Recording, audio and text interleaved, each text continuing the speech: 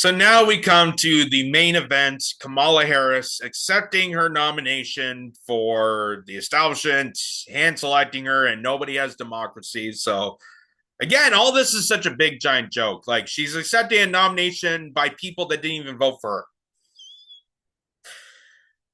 You can cut the irony with a butcher knife, just how insanely pathetic this all is. Here's part of her speech here when she mentions about Israel and Gaza.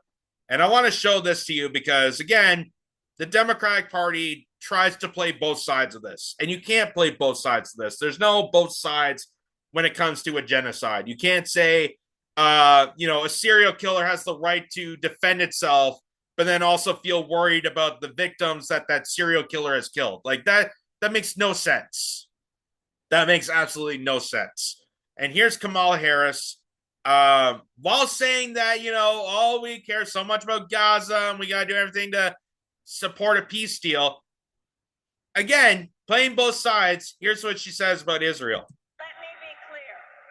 I will always stand up for Israel's right to defend itself. Ensure Israel has the ability to defend itself, because the people of Israel must never again face the horror that a terrorist organization called Hamas caused on October 7th. Let me be clear.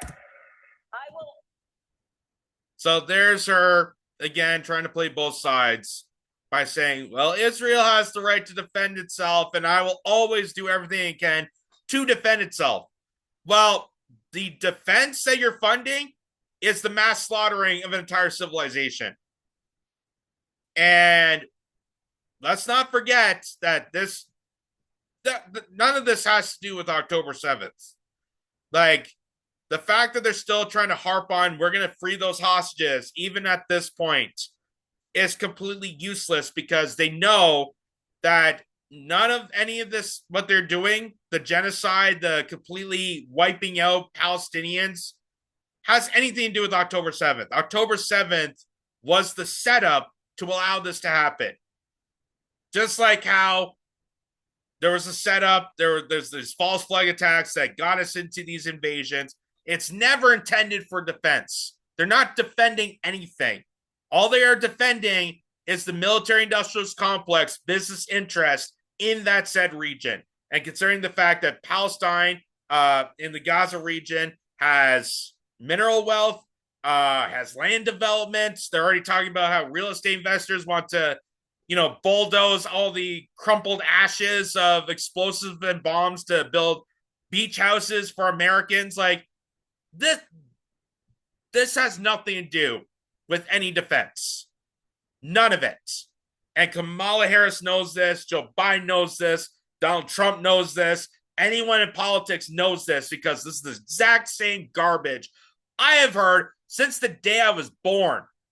That's how long we've been in these countless wars. As Julian Assange told us, the point of these wars is continuous. They don't want to defend. They don't want a resolution.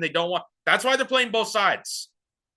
Because if someone actually picks a side, then there might be some sort of resolution. But no, they want to play it both ways so that they continue to fund it and get a business capital off it, off your death and your disparity and the Palestinians and Israelis. They don't care about any of this. And while they care so much about Gaza, and this is also for the Republicans out there, and people that think that the Democrats are the left is so on board with Palestine, they're going to give up Israel. Joe Biden, even though he says, how horrific it is, Biden administration is moving ahead on new $1 billion arms deal to Israel. $1 billion. I mean, that's far less than what they gave to Ukraine. So that's something. Not a good thing, but something to note. And considering the fact that $1 billion just came out thin air for weaponry to another country to just advance more warfare, but yet you still don't have any money for healthcare, infrastructure, How about East Palestine, Ohio, to try to clean up their, water and their toxins that the train got derailed because of your administration's failure to keep uh, train infrastructure on point? Does that include into the budget? No, because like I said, none of this matters. They don't defend anything. They're not defending a goddamn person anywhere. The military industrial complex is only there to serve the higher up business interests. They have no initiative on protecting or serving or defending anyone's security anywhere in the world. That's a fact. And this is how they trick you. This is how they build up an audience. This is why you have people on both sides protesting, anger at each other, just like they did back in the early 2000s. Now they try to rile people up and say that if you're not on support with the invasion of Iraq, then you're somehow a terrorist. And they went after the Dixie Chicks for that comment they made about the president. Same exact strategy. Exact same way. And she says how horrible Hamas is. Again, nobody asks where Hamas came from. Everyone can tell me how horrific Hamas is, and it could be horrific, but no one ever tells you where the terrorist groups come from, and they'll never ever investigate it, report on any news network. They will never do that. You know why? Because the people who tell us who the terrorists we're supposed to be angry at are the people that create the terrorists. And I've shown this many times, and I'm going to show this again. This is directly from Israel Press.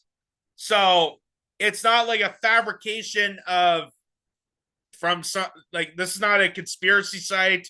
This is not Al Jazeera, so people can't say it's a Muslim publication. They always say, no, you can't even do that. This is Times of Israel, a mainstream publication in Israel that pointed out back in 2023, October 8th, the day after the alleged terrorist act. 4 years Netanyahu propped up Hamas. Now it's blown up in her face. Exactly. The same way that Osama bin Laden, the horrific guy that did 9/11, was a CIA asset. They trained him. They interviewed him. They thought they were buddy with him because he could control areas of Afghanistan and Iraq. He was supposed to be this guy in our trenches. He was supposed to work with us. And then all of a sudden, he took that training and attacked us. And now, oh my God, this terrorist that we're supposed to be angry at, we're not going to tell you where he came from, but we're angry at him and we're going to fight our creation. Just like ISIS, just like Al-Qaeda, being part of the Mujahideen, which Hillary Clinton made back in 2010. This is what I've been trying to tell people, and this is where the side I'm on this. Because, you feel like you're trapped in a corner a lot of the times when you even have this discussion that, well, you have to be supportive of this war, otherwise you're an anti-Semite.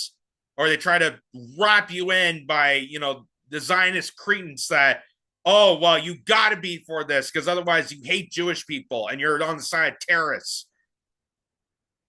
The point that I've always made is that I'm not picking sides of any of this. I don't pick sides when it comes to war. War is a racket. War is hell. People die on both sides when it comes to war. There are no winners. There are no losers. It is just death and bloodbath. But what I stand for is to find out the backstory, find out how this war got started, initiated, so that maybe we can find the cause of this and effectively have a resolution, a peaceful diplomatic solution, so that we don't kill off more people. That's the whole point of this. That's why I've been telling people about where Hamas came from, where they're getting all this money, how they got through on October 7th through this Iron Dome that every country ally of Israel has paid for billions of dollars over a mass amount of time. How is it that a bunch of people in F-150s and hand gliders got through a $1 trillion defense system? And it's because of this. It's because they created the terrorist group. Netanyahu is a warlord, and in order for a warlord to succeed, they have to create the terrorist so that they can fight the terrorist. Just like how the United States created the Mujahideen, and we started that's the starting point of us going into the Middle East and having the wars in Afghanistan, Iraq, and Syria, and Libya. Wesley Clark said in an interview on stage there, he had a list of all the countries that the United States wanted to invade. That was before any of these groups even came to be, even before all the fear mongering. They already had a set laundry list of countries that want to storm in, kill off as many people, and hijack their resources. That is why. That is why all this. And for the Democratic Party to play both sides of this is just it's worse.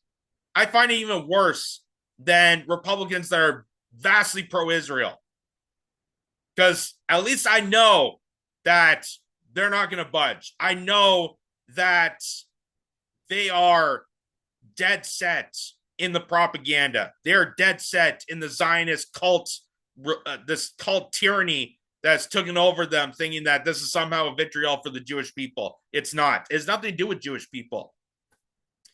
It has to do with the fact that Netanyahu is a warlord and created this group and gave them a bunch of money to annihilate any liberation movement, any grassroots organization that would help Palestinians.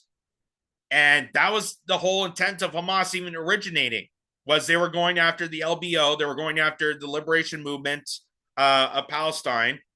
And they got a huge amount of money by Israel because Israel doesn't want Palestinians to be liberated. They want them in captivity so that they can either effectively kill them or relocate them and take over their territory. That is the whole intent of this. And nobody in mainstream media, no publication is ever going to address to it, because it all resorts back to money. Because a lot of people are getting huge amount of dollars in their investment into this war. That's all AIPAC is. It's an investment into wars. It's an investment. It doesn't actually save anybody. It doesn't help anybody. It doesn't do any action for Jewish communities in America or anywhere in the world.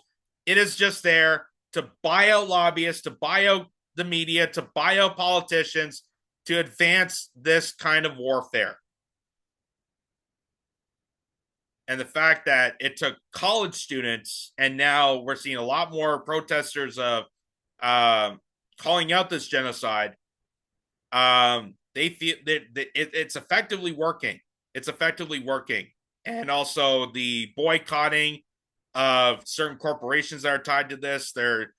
Rumor has it that the Israeli economy is going to collapse at some point because of people boycotting. So they can't hold this any longer. They can't try to manipulate and scare and cast us aside for the fact that what we are witnessing is absolutely horrific, is diabolical, and this is exactly the same strategic play up that any warlord within the United States, any warlord anywhere in the world has done the exact same thing. The exact same thing of paying your enemy to be the enemy. And now they're fighting their own creation because that enemy that was supposed to be working for you has become too powerful. And they decide, hey, well, I'm not going to listen to you. I have all this money that you gave to me. I'm going to do my own thing. So that's where I stand on this. Is that we need to end this genocide. We need to eliminate the funneling of money to allow this to continue on. And we need to cut and divest and defund the war machine that's creating more of a disaster here in order for us to move forward with any sort of peace agreement or resolution. That's what I feel we should be doing.